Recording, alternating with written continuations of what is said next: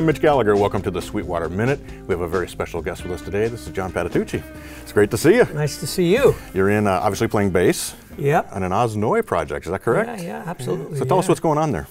Well, I've been back in New York now since about '96, but I only recently started playing with Oz.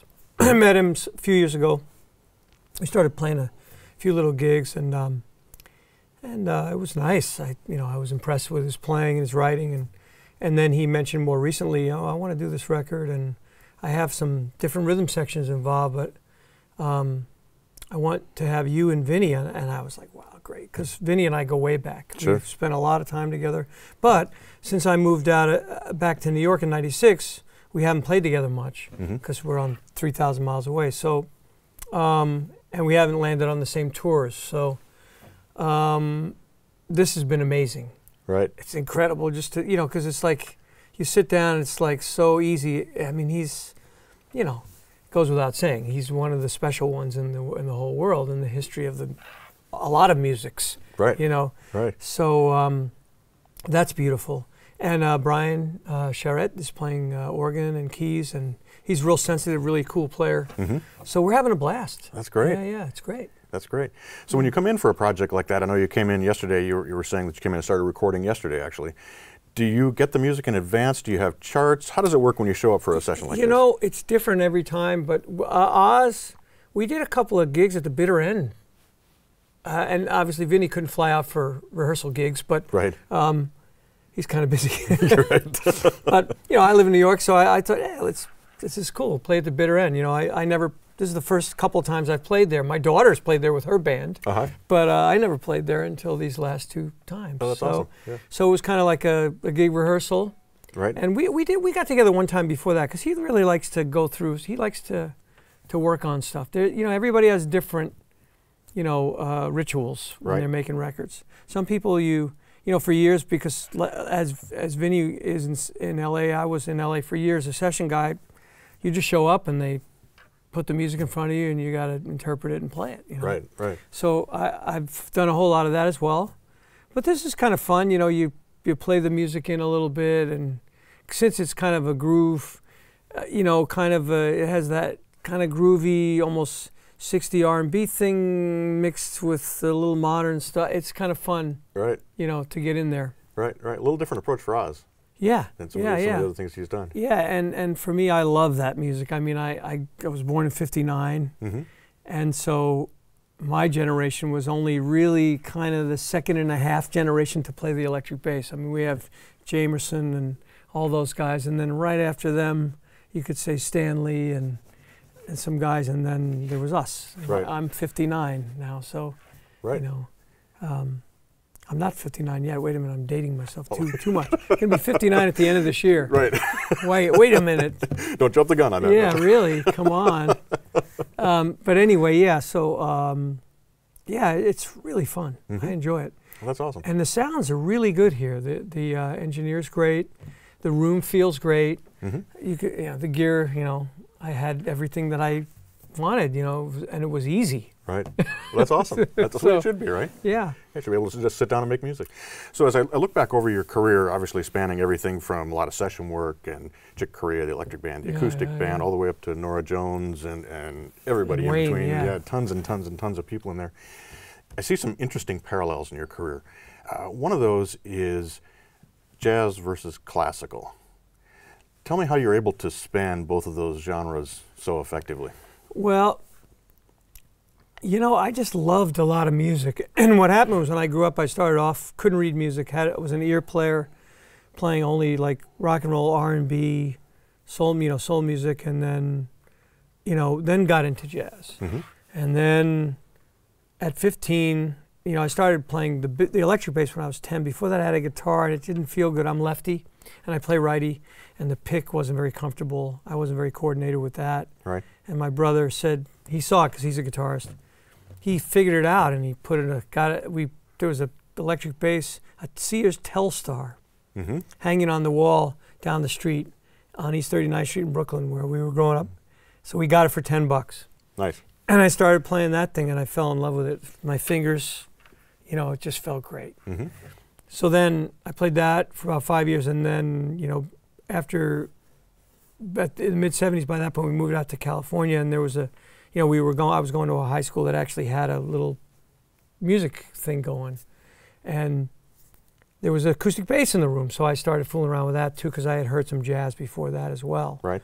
So I kind of went from, you know, R&B, the blues, funk music, rock and roll, like, you know, man, the 60s was amazing. Hendrix, Cream, all that great music. And I'm forgetting, you know, The Who and the Beatles and the Stones. I was into all of it. Yeah. And then, but around that time, even early on, around 8 years old, I heard jazz records. My grandfather brought home these records. And heard all these guys, Art Blakey and, you know, Oscar Peterson and then Monk, and it's incredible. So I already had kind of a schizo background. And then when I went to college at that point, my parents, you know, they had 5 kids. So they couldn't afford to send us to a fancy music school or whatever. So we went to state college. And there was the first place I went was San Francisco State. And you had to be a classical major. Okay. There was no jazz major. So Right. you could play in the orchestra, you do your theory class and all that kind of stuff, and you play in the jazz band. But there was no, like, thing for it.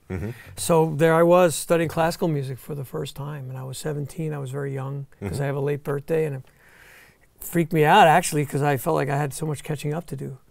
So I practiced my rear end off. And then we moved to L.A. After that, I was another 2 years in college, and then I left. But all those 3 years, I was a classical bass major. And my teachers all thought I was going to be an orchestral guy, which I love.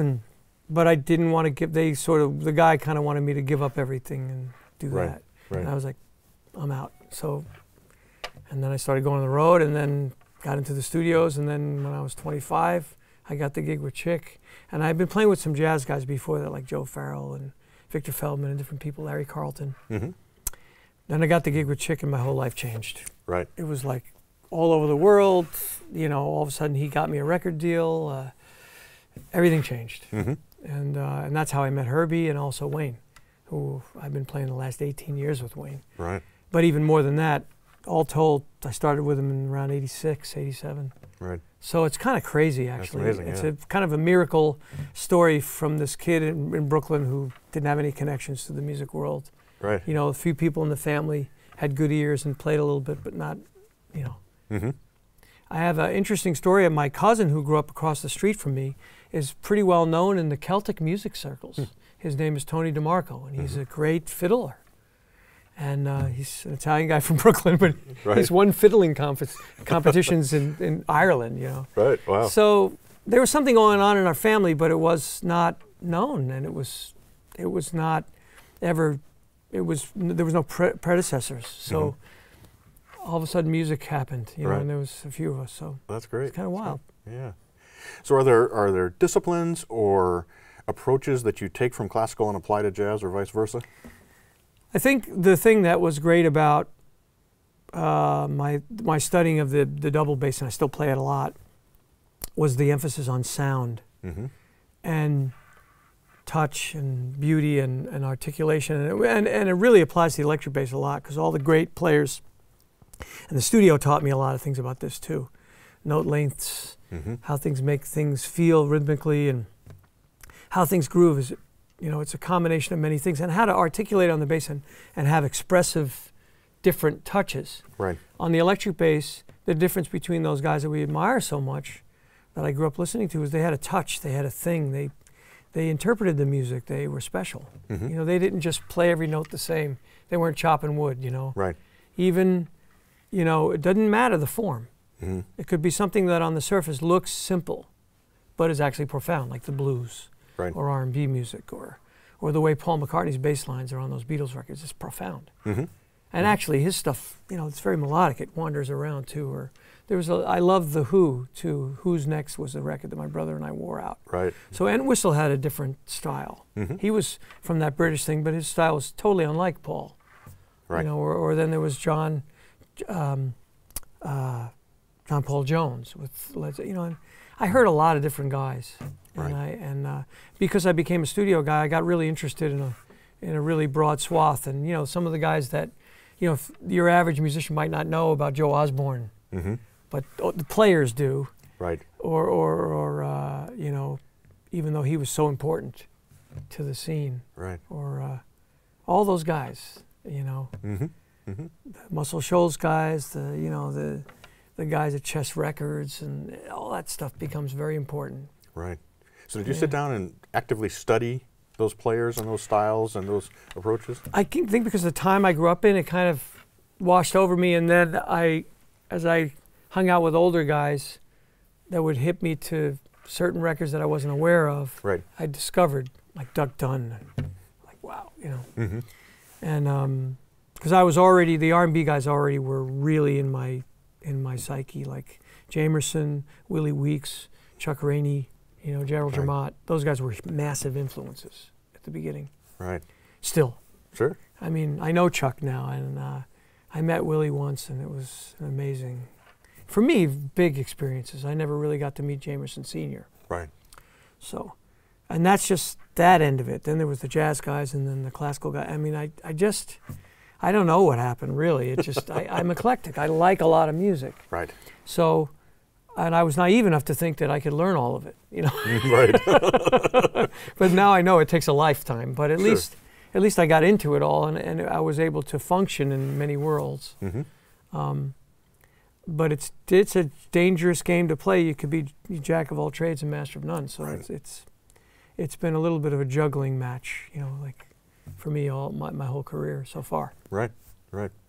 You mentioned sound, you mentioned rhythm, and when you're giving interviews and when I read about lessons and things that you're giving, those are the two things that come up versus pitch, scales, harmonic things. It's always sound and rhythm. And one aspect of rhythm that you touched on very briefly there is controlling note length. Yeah. And when I listen to your playing, you're very specific in the note lengths that you play when you're improvising and also when you're playing grooves and things. Talk a little bit about that and what that means to you and how you do that.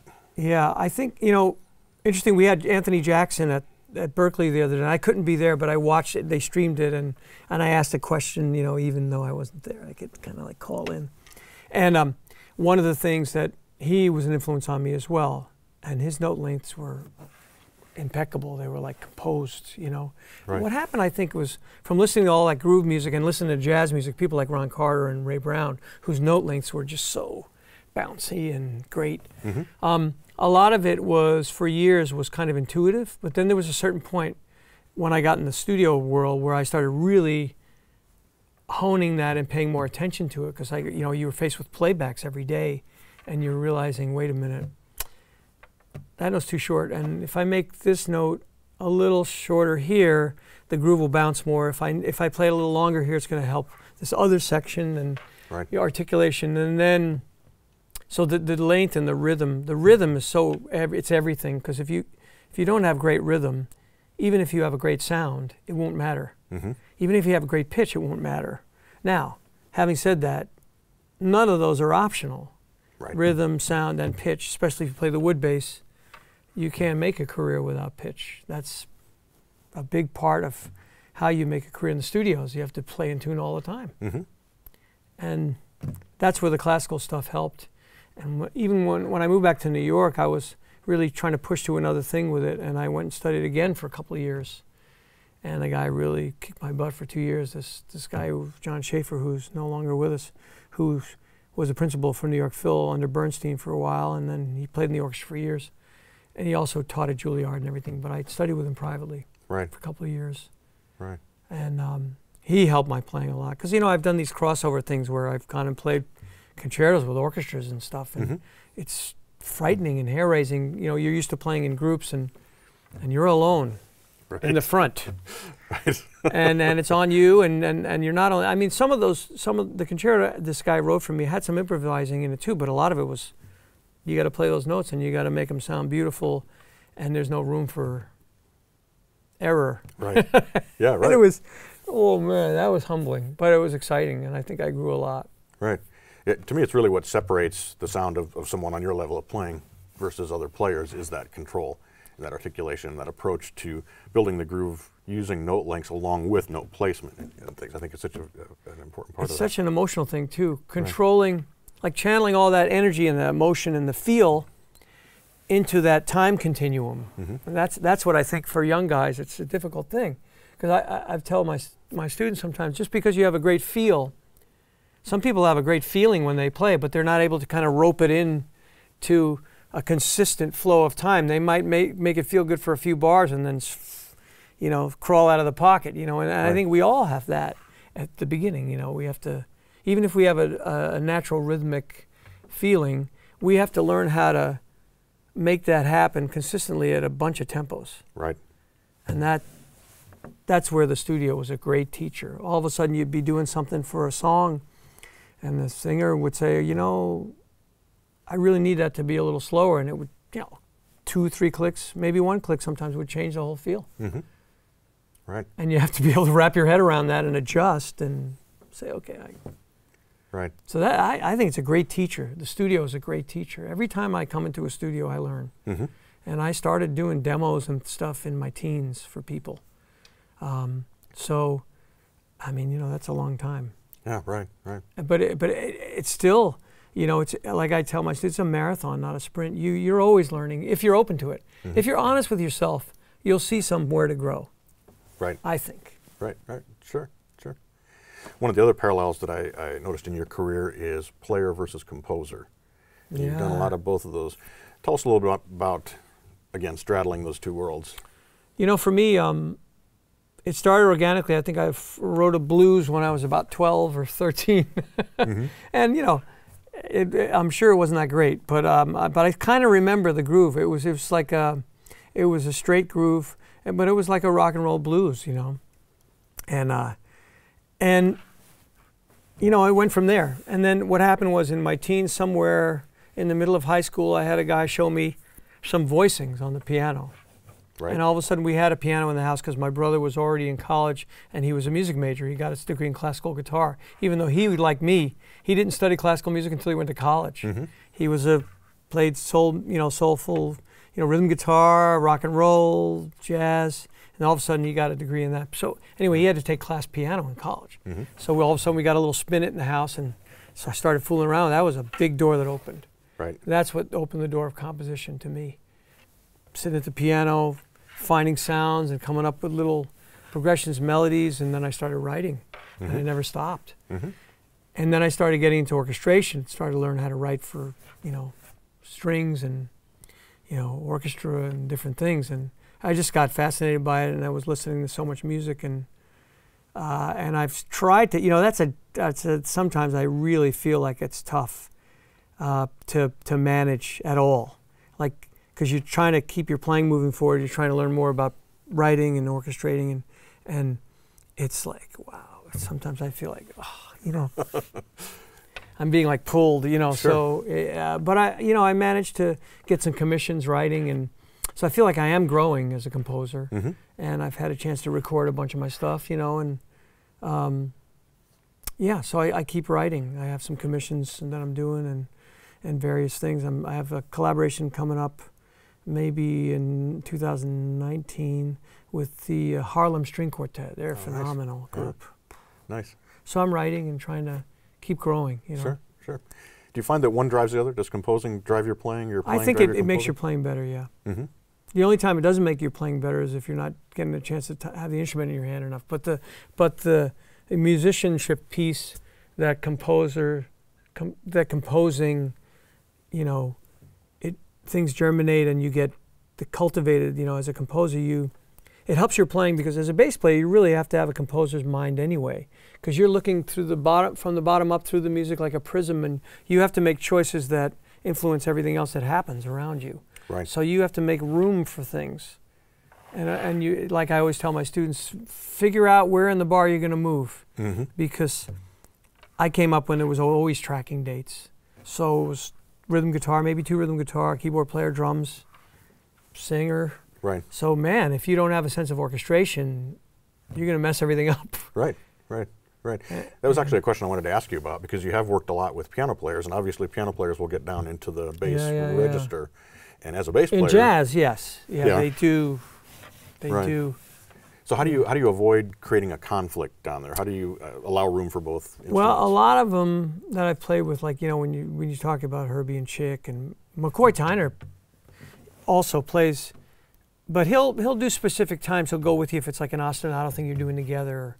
But they know how to do it. they orchestrate so beautifully that it doesn't get in the way because they know how to break things up, make room for the bass. They're master musicians, so they've figured it out. And a lot of them, I sense with most of them, well, all of them really, is it's intuitive. They don't have to think much about it, I think, because they are thinking, you know, composers and piano players, they go hand in hand. All the piano players that I ever work with write beautiful music. So they're thinking of the whole picture all the time. Right. And they have to, really, because they have the whole orchestra under their hands. So, yeah, I mean, unless it's somebody who, you know, there's situations where, you know, if you play with a stride piano player, like I never played too much with those kind of players. Oftentimes they don't use a bass player. Right. Like Art Tatum used a bass player sometimes, but he didn't. And I wish I had lived, you know, been living in that time where hear him play live. Oh my gosh, man. Right, amazing stuff. So that would be really hard to play bass. Like I think Red Callender played with him. There's a couple of guys that played with him, and I often think about what that must have been like because he was doing so much. Right. That would be hard. Yeah. Because where do you fit in? Yeah, I mean, he's doing everything. He doesn't need me. Right. Right. Yeah. So the yet another parallel, of course, is one we've kind of discussed a little bit here, and that's electric bass versus upright bass or acoustic bass. Tell us about how the two of those relate as far as your playing goes. Well, I think they inform each other, definitely, because I started out on this, and I had to learn at first how to, even though I was playing rock and roll and funk and everything, then I got into jazz, and I had to learn how to swing on that first, which I was listening to so much acoustic too on records that I was really trying to grab all that inspiration there. And then when I started playing wood bass, it helped inform that and make it better. Right. And then I think the groove playing and the different stylistic things that I was doing here helped me bring that over here. Because in the studios, I did a fair amount of that too. Sometimes they would want a rootsy thing. Right. Where they want like a, you know, that old style, kind of that gray period that happened where R&B records were made on acoustic bass. Jamerson played on some Motown records. In fact, when we did I was asked to do that James Jamerson Standing in the Shadows book, which was an honor to be a part of that crew of people. All the bass players that I listened to growing up were in that book. And they chose me to do this one thing that was called Mickey's Monkey. It was an R&B tune that he played acoustic on. You know, so that was kind of cool that I got to do that. Right. And so it kind of, that period is an interesting period. Or like Willie Dixon on those chess records. He played wood bass on all those blues things, you know. So that can be really cool on the acoustic bass because there's no frets. So you can make it sound like a dobro or like a slide guitar. Right. So having that sensibility, having listened to so many blues records from the electric stuff, even though Willie Dixon was originally, you know, doing that stuff here, and you know, the roots music was so acoustic. You know, the electric bass had a lot to say in blues bands. It became the instrument of choice. Right. Albert King, B.B. King, you know, they all had what they called Fender bass players. Right, you know? Right. Interesting to me that more of them didn't move to a fretless electric bass, given that they were coming from the acoustic with no frets. I think maybe they enjoyed the fact that they didn't have to worry about that anymore. I would. Sure, exactly. Yeah. So you obviously stay very busy. You mentioned you know, the groups that you're playing with, but two of the projects you've worked on recently that are continuing. One is Children of the Light. Yeah. And the other one is Guitar Quartet. Yes. And they're very different groups. Yes. Tell us about how you approach those. Well, tell us about those two groups and how you approach each of those separately. Yeah. Well, the Children of the Light is a collective with Danilo Perez and myself and Brian Blade. So that's born out of our 18 years now with Wayne Shorter's band. And so they came along 18 years ago, and that's when things really took off for that band. I mean, you know, I've been playing on and off in different bands with Wayne since 86, 87, just here and there because I was doing Still Chick and different stuff. But then I really made a commitment to Wayne's world. And so the trio was an outgrowth of that, and it was a place for us to also write and do, because we have a lot of eclectic tastes too. You know, Brian is a singer-songwriter, and you know, and I love that stuff too. And Danilo brings the whole world of Pan-American musics and South America. You know, it's like incredible. He's like a musicologist. So we access a lot of different things, and it's been huge for us. We love it. And it's been well received too. So we've been touring. We're touring again this year. Oh, great. And the electric guitar quartet has been very special because that record, Brooklyn, there was a video, there was a documentary made, and there was a thing that, incidentally, my ex-brother-in-law who lives in Indiana, he was the one who kind of sparked that whole thing. He said, I want to do a documentary on you. And I said, I don't think anybody wants to watch that. and he said, no, I really want you to do it. And I said, oh, I don't know, man. I said, I'd like to make a record, though. He said, well, I'll give you a little money to make a record. You can pay me back later, and then let me do the documentary. I said, sold. Right. You know, so we did it that way, and it worked out really cool. That's exactly what we did. And, you know, I still, you know, I can't watch that. You know, I mean, you know, it's kind of weird. I'm 58 years old. I told him, you know, usually people make documentaries on people like Wayne and, you know, Miles. And he's a little young, and I don't know that I belong in that category. But he said, you know, maybe it'll be an encouragement to young musicians that, like, man, you came from out of nowhere, and look what happened. Look, you know, and I said, well, maybe that's cool, you know, that, you know, to encourage people. And so I like that it's about my family. Right. You know, that's cool. About my dad and my sisters and my brother. I have a big family, you know. Right. And my wife and my daughters and all that, and that's cool. I think that if that encourages people, that you can also be a musician and have a family, because you know there's a lot of myths about that. Right. You also got a lot of the amazing musicians you've worked with to appear in the they were awfully sweet too. And I couldn't even scratch the surface. There's a whole bunch of people that I would have loved. Big long list. Yeah, to have you know, interviewed. Sure. So we had a narrow list there, but it was neat that they were able to do that. Right. So for those who don't know, the album was Brooklyn, and the documentary is back in Brooklyn. Yes. So and check those out. They're very Adam cool. Rogers and Steve Cardenas and Brian Blade on the drums. And in the times when Brian has not been able to do it, we have Nate Smith, who's also a phenomenal drummer. So we're playing at Carnegie Hall in April. Nice. We're playing Zankel, the smaller, the one that's better suited for electric music, actually. I've played at the big one many times, but that doesn't work as well for electric stuff. So I'm excited that I'm going to play Zankel. Right. It's fairly big too, actually, but it's more suited for what we do, and that's a blast because it harkens back to that music that I heard in Brooklyn, the R&B music that got me started, and the jazz and the mixture of all that. And right. So it's a blast, that band. Right. I love playing with those guys. Right. You know, and the trio, Children of Light, and that band are some of my, you know, and in terms of the things that, apart from Wayne, because the Wayne thing has been a game changer in my life. I mean, he's been like a second father, a mentor, and like it's incredible. Right, that's amazing. You know. Right. So you mentioned Brian, you mentioned Nate. Obviously, you've worked with Dave Weckl and Vinnie.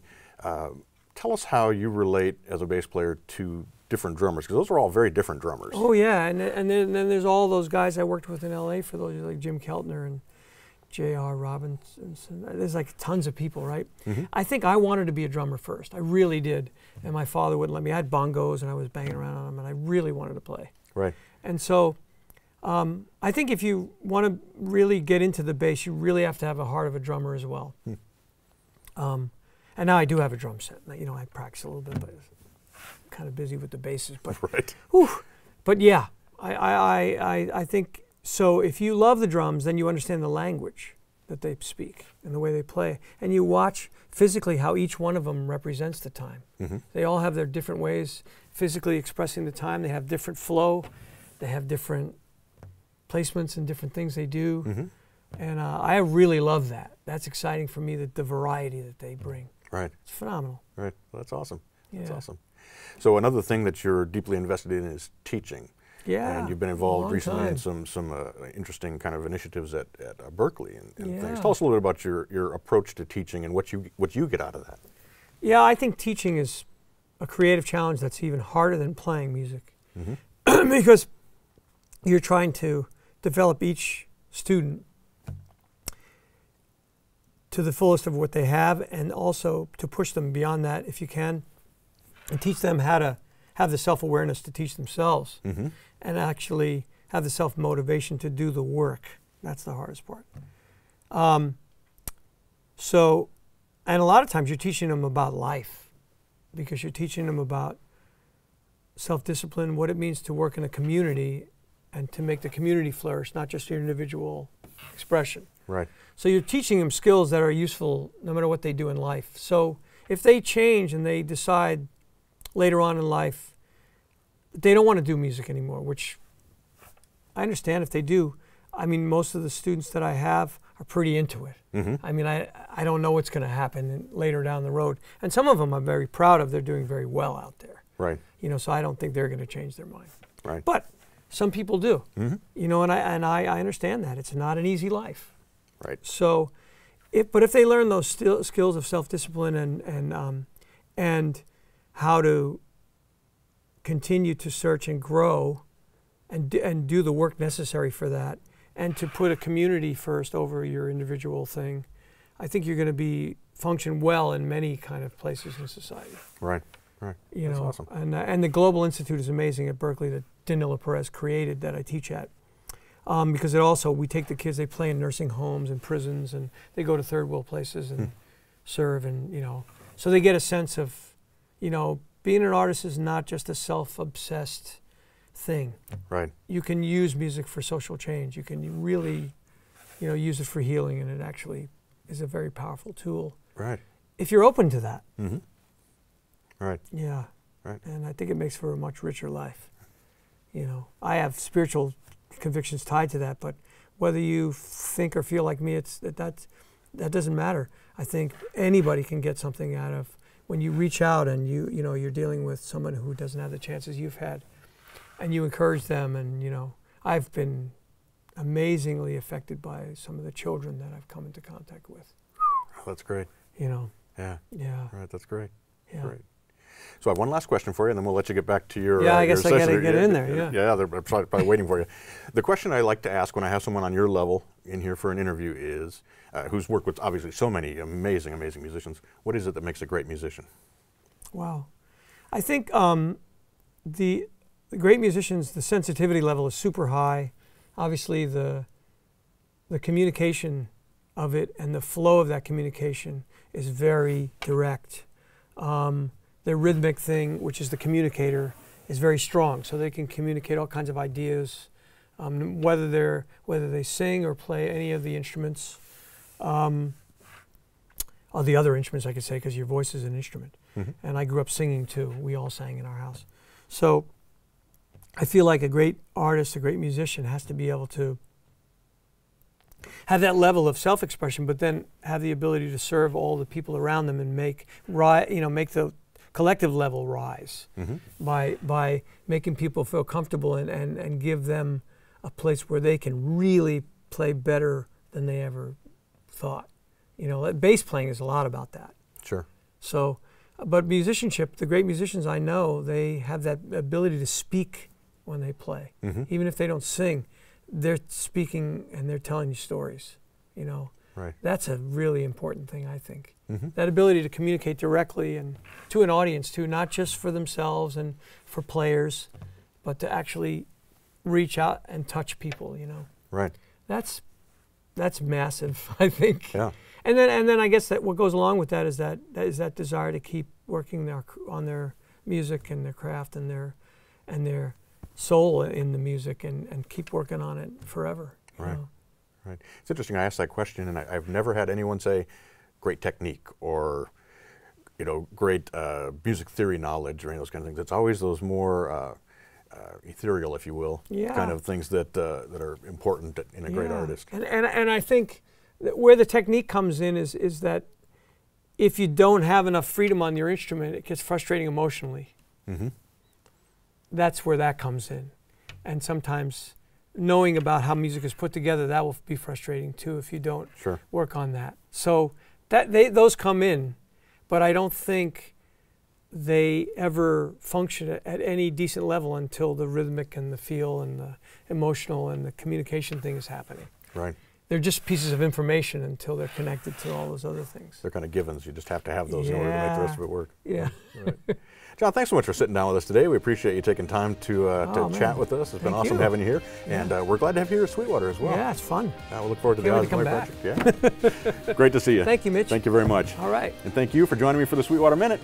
I'm Mitch Gallagher.